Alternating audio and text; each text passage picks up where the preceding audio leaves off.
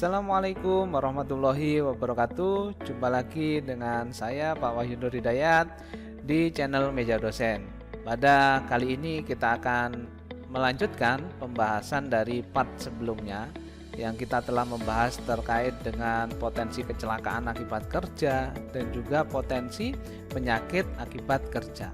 Oleh karena itu, ketika kita sudah mengetahui potensi-potensi yang kira-kira akan ada terhadap pekerjaan kita atau berdampak pada pekerjaan kita, maka pada video kali ini saya akan membahas terkait dengan analisis risiko dan juga pengendalian keselamatan dan kesehatan kerja atau pengendalian K3. Nah, apa saja yang harus kita lakukan dan apa saja yang harus kita ketahui? Oke teman-teman, untuk yang pertama terkait dengan keselamatan dan kesehatan kerja, maka semuanya pasti akan berbicara terkait dengan resiko. Benarnya apa sih yang teman-teman ketahui terkait dengan resiko itu?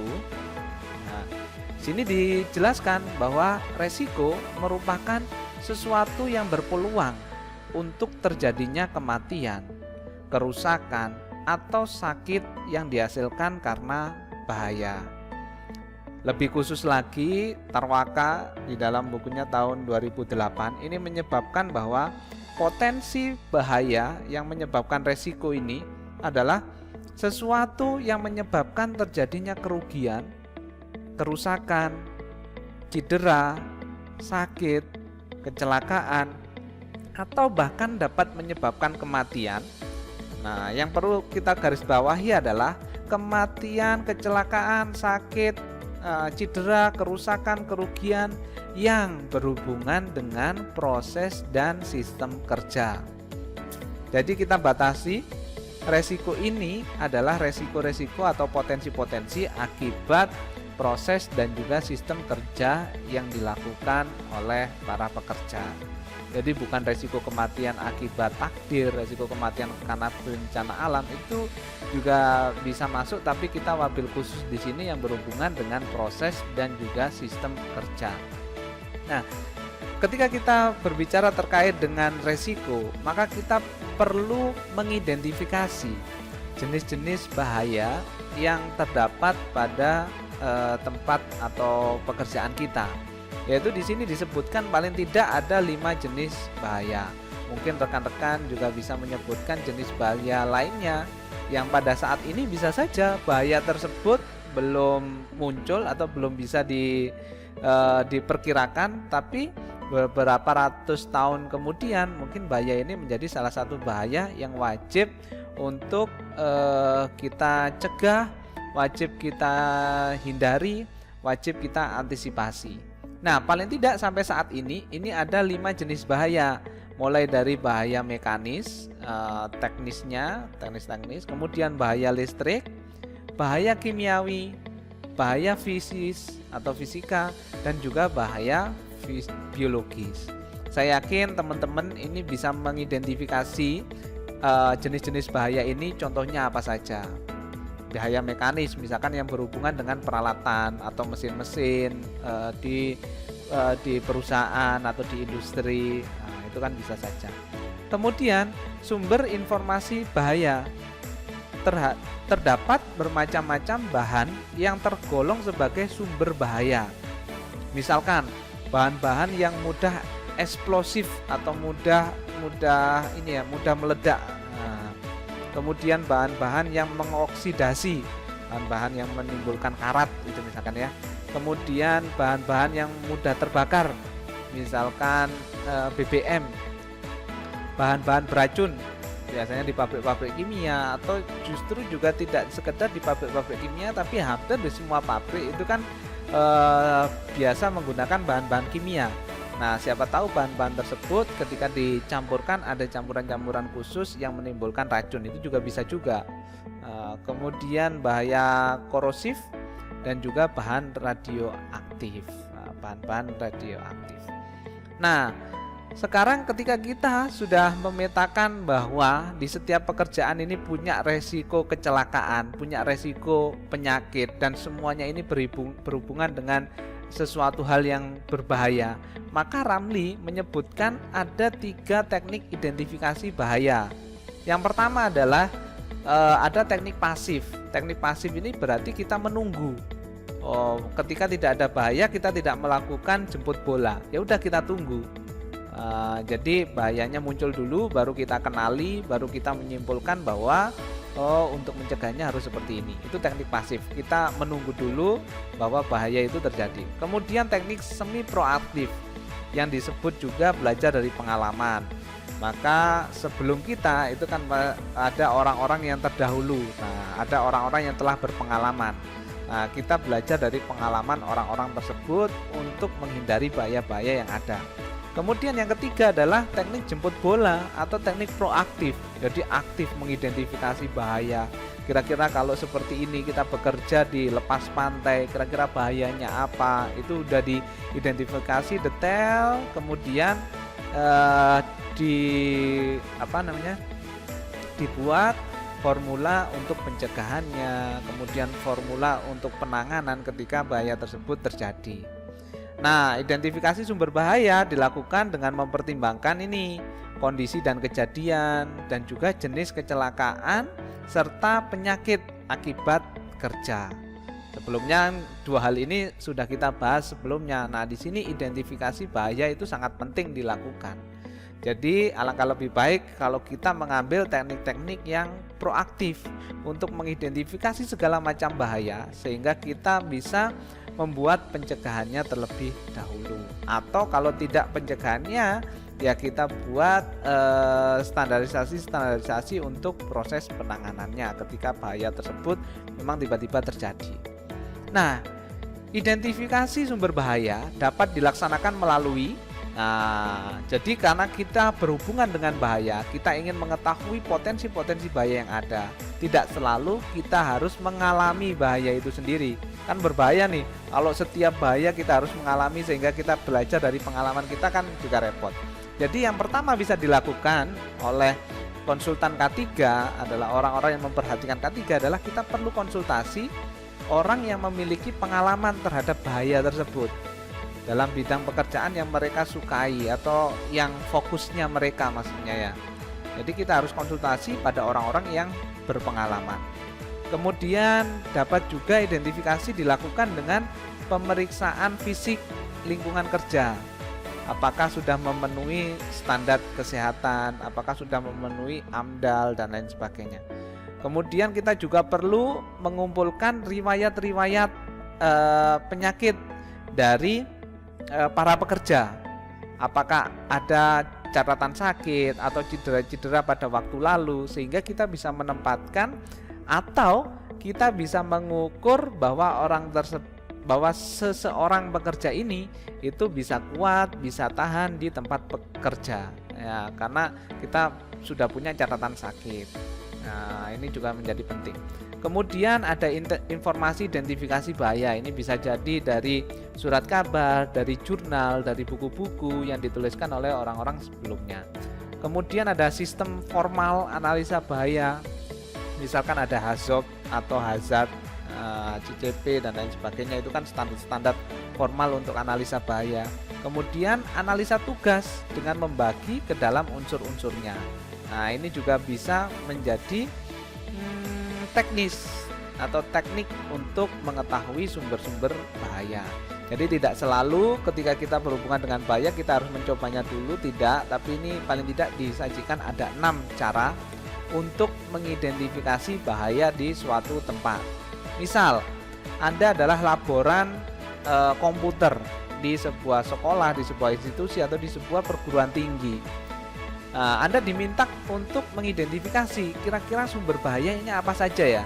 Nah, maka Anda bisa konsultasi kepada kepala laboratorium sebelumnya. Anda bisa melakukan pemeriksaan fisik, apakah ada kabel terkelupas, apakah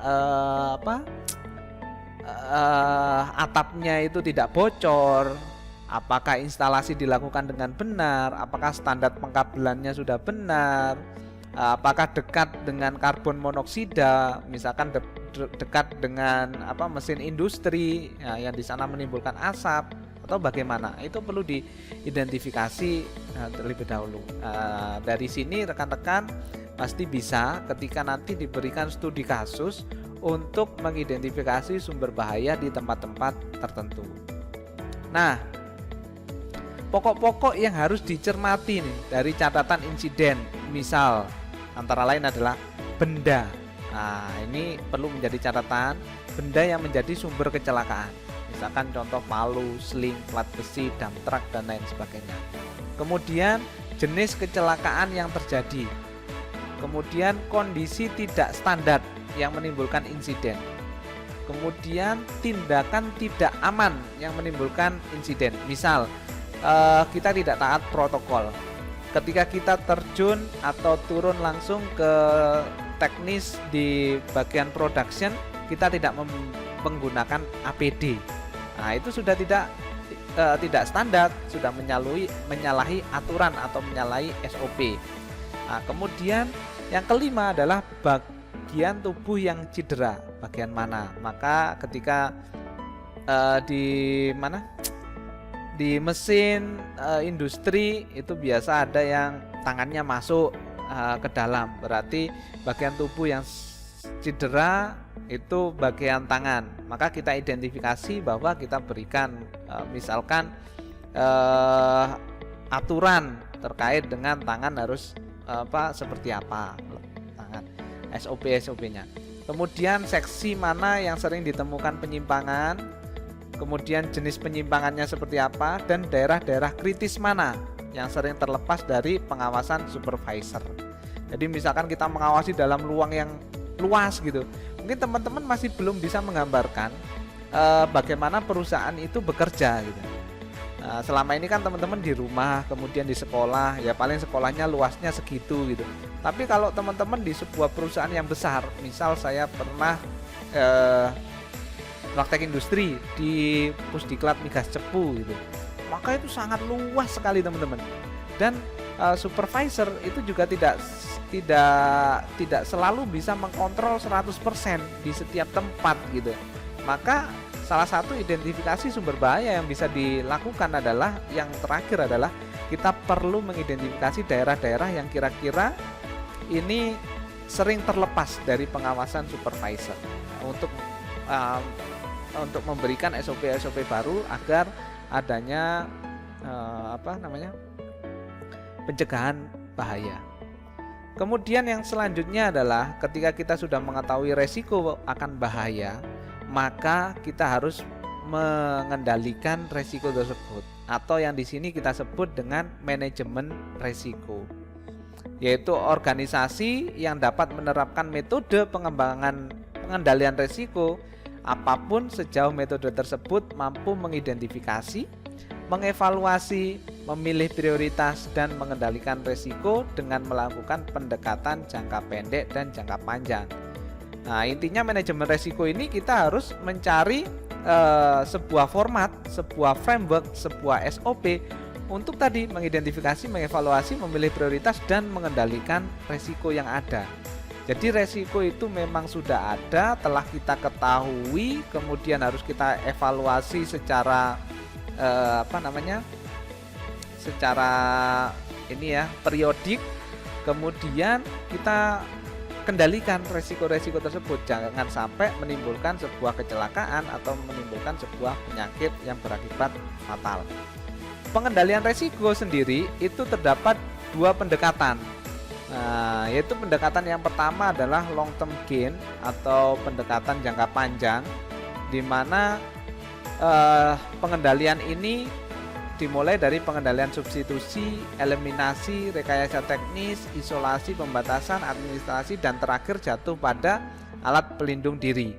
Sedangkan pendekatan short term atau pendekatan temporary, yaitu pengendalian diimplementasikan selama pengendalian permanen ini belum dapat diterapkan.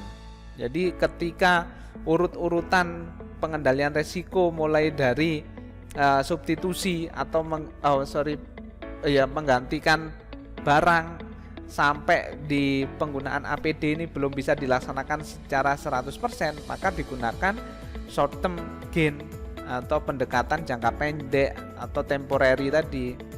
Misalkan dimulai dari yang terbawah adalah dalam bekerja kita menggunakan alat pelindung diri. Nah, ini adalah hierarki pengendalian resiko. Dimulai dari yang paling kurang efektif sampai yang paling efektif. Nah, yang kurang efektif di sini adalah menggunakan alat pelindung diri. Kenapa disebut kurang efektif? Ya, karena tidak semua orang aware terhadap alat pelindung diri. Tidak semua orang akan konsisten atau berkomitmen untuk menggunakan alat pelindung diri secara penuh. Kemudian yang selanjutnya adalah administrasi, dilanjutkan rekayasa teknik, kemudian kita substitusi atau mengganti bahaya dengan yang lainnya. Misal kita memiliki peralatan ini sudah hampir obsolete lah. Nah, kemudian banyak sekali celah-celah yang menimbulkan resiko atau bahaya. Maka kita harus ganti, mensubstitusi dengan barang baru. Nah, kemudian yang paling efektif lagi adalah mengeliminasi atau menghilangkan potensi-potensi bahaya tersebut. Misalkan menghilangkan fisiknya. Ada paku, misalkan paku di sebuah mesin, dan paku itu sering kena ke orang misalkan. Maka paku tersebut harus kita pindahkan atau kita hilangkan pakunya. Atau kalau bukan paku ya misalkan besi yang terlalu tajam gitu. Nah, orang sering menyenggol sehingga tanpa sadar berdarah, kemudian jaringan kulitnya rusak dan lain sebagainya. Maka itu harus kita eliminasi. Nah, langkah-langkah pengendaliannya yang pertama adalah mengembangkan prosedur kerja, kemudian mengkomunikasikan terkait dengan SOP, penggunaan alat, standar-standar yang ada dalam ruangan kerja itu kepada semua orang. Kemudian menyediakan pelatihan bagi personil, bagi pekerja terkait dengan pentingnya K3, pembudayaan K3, standarisasi sistem, standarisasi alat dan lain sebagainya. Dan yang terakhir adalah melakukan kegiatan pengawasan. Nah, langkah-langkah yang dapat ditempuh nih untuk menghilangkan atau mengamankan resiko ya, kita mengurangi resiko di tempat kerja. Banyak sekali. Yang pertama adalah rekan-rekan harus patuh terhadap peraturan perundang-undangan. Nah, ini harus dibaca berulang kali terkait dengan Undang-Undang Keselamatan Kerja nomor 1 tahun 1970. Kemudian ketika di tempat kerja ada SOP, ada standarisasi, itu harus sepenuhnya dipatuhi. Oke, ini ada banyak teman-teman, saya yakin bisa menganalogikan masing-masing atau bisa menjelaskan masing-masing, mulai dari teknis, administrasi, supervisi, kontrol, fungsinya apa. Itu harus sudah paham, silahkan dipelajari sendiri. Dan untuk menanggulangi kecelakaan, di sini pencegahannya yaitu menerapkan peraturan perundang-undangan dengan jelas, menerapkan standarisasi, pemeriksaan kesehatan sebelum bekerja. Ini penting apalagi di masa pandemi Covid ini. Kemudian pemeriksaan kesehatan berkala apalagi di tempat-tempat yang tempat-tempat yang potensi sakitnya itu tinggi atau menimbulkan penyakit itu tinggi. Kemudian melakukan supervisi, memasang tanda-tanda peringatan, biasanya kan ada tanda-tanda untuk K3 itu. Nah, itu dipahami dan juga dipasang. Melakukan pendidikan dan penyuluhan, kemudian pemasangan label dan tanda peringatan, warning dan lain sebagainya. Misal seperti kalau di belakang truk tangki itu biasanya kan ada blind spot, tulisan ada blind spot, itu juga penting sekali pemasangan label itu agar orang tidak berada di situ karena sopir tidak bisa melihat ada orang atau tidak di situ karena itu memang blind spot. Kemudian pengolahan, pengangkutan, penyimpanan harus sesuai. Kemudian menyimpan bahan-bahan bayar di tempat khusus, termasuk juga membuang limbah-limbah medis. Ini tidak bisa digabung dengan limbah-limbah makanan, limbah-limbah sehari-hari lah, kotoran sehari-hari itu tidak bisa. Jadi itu sudah khusus. Kemudian penggunaan pakaian pelindung dan lain sebagainya. Di sini ada beberapa penanggulangan kecelakaan, contohnya penanggulangan kebakaran, kebakaran akibat instalasi listrik, kecelakaan di dalam lift, dan juga kecelakaan terhadap zat berbahaya. Nah, yang lainnya adalah perencanaan, kerumah tanggaan yang baik dan teratur, menggunakan pakaian kerja. Pakaian kerja ini sangat penting sekali untuk penanda kita dalam bekerja, biasanya sudah disesuaikan dengan jenis pekerjaannya. Kemudian diakhiri dengan peralatan pelindung diri. Oke teman-teman, saya rasa itu yang bisa saya sampaikan terkait dengan analisis resiko dan pengendalian K3. Rekan-rekan bisa improve lebih banyak materi, rekan-rekan bisa cari lebih banyak materi di buku-buku lainnya, di informasi lainnya. Intinya adalah bahwa K3 ini harus menjadi concern kita dalam bekerja, dalam hidup sehari-hari, dan bisa kita terapkan menjadi budaya kita sehari-hari. Itu saja yang bisa saya sampaikan di video kali ini. Kita ketemu di video-video berikutnya. Tetap pantengin terus channel Meja Dosen. Jangan lupa like, komen, share, dan juga subscribe channel Meja Dosen. Karena dengan bantuan teman-teman untuk like, comment, share, and subscribe, kita akan terus bisa berimprovisasi lebih semangat, dan lebih semangat lagi. Oke, itu saja yang dapat saya sampaikan. Salam Meja Dosen. See the future, be the future. Wassalamualaikum warahmatullahi wabarakatuh.